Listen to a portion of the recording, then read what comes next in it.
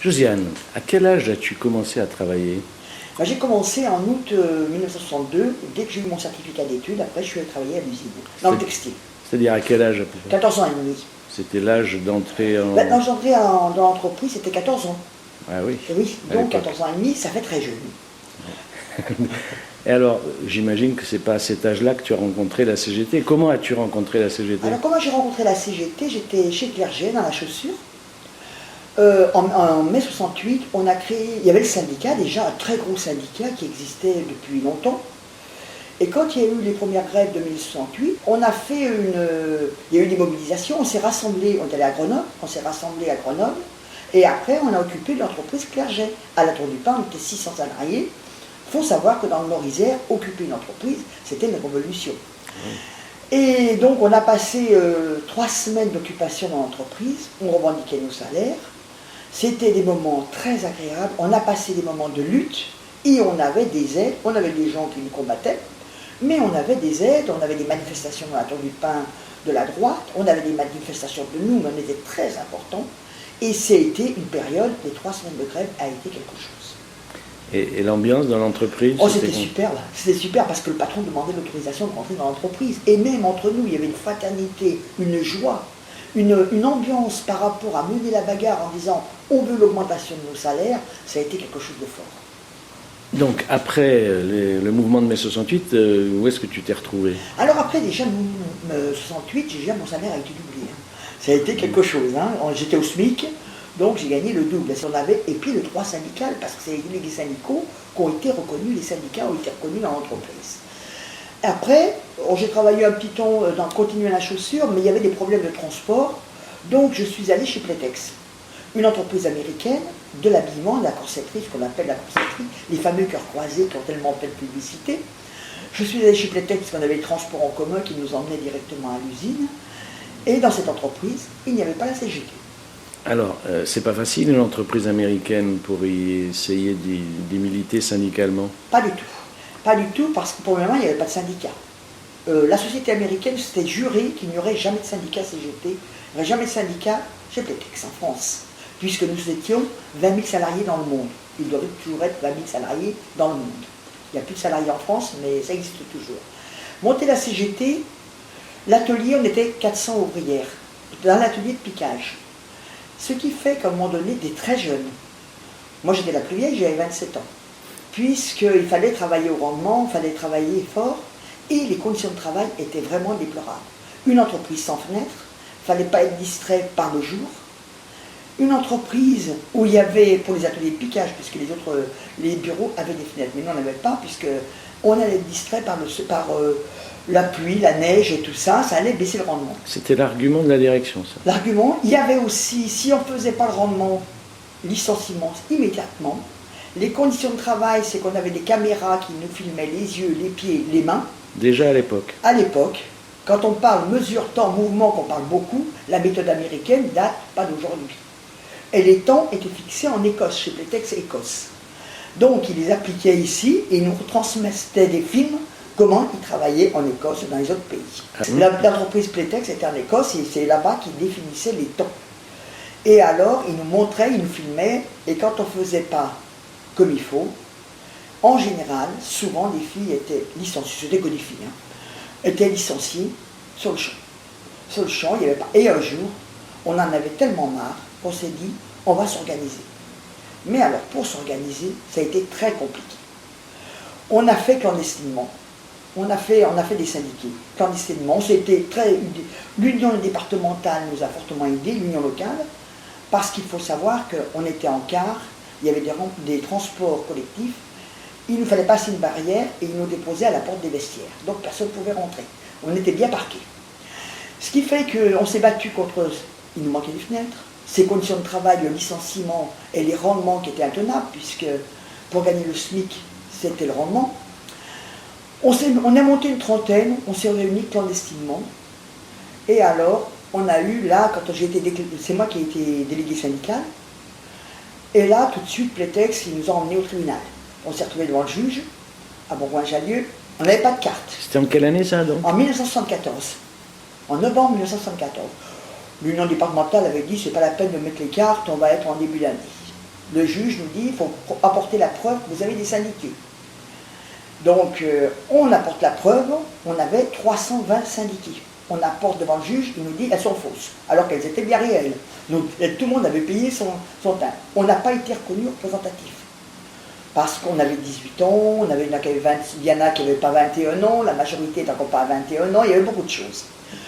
Mais le juge, bien au service de Plétex, n'a pas reconnu représentatif. Mais après, on a eu les élections. Au deuxième tour, on a passé très largement la CGT.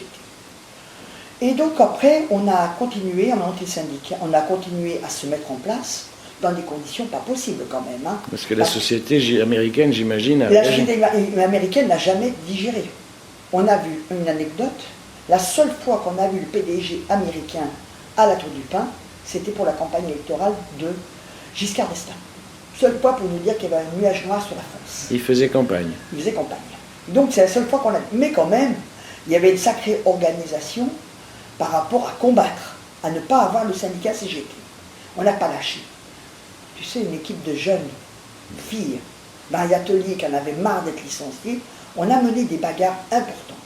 Mais bien, quand dans la Tour du Pin, ils voyaient les filles Plétex avec leur blouse bleue arriver, je trouvais que c'était formidable. On a passé 9 fois au tribunal. 9 fois. De l'instance à la correctionnelle. Après, la dernière fois qu'on a passé, c'est quand Plétex a attaqué le journal Antoinette à la 17e chambre correctionnelle à Paris.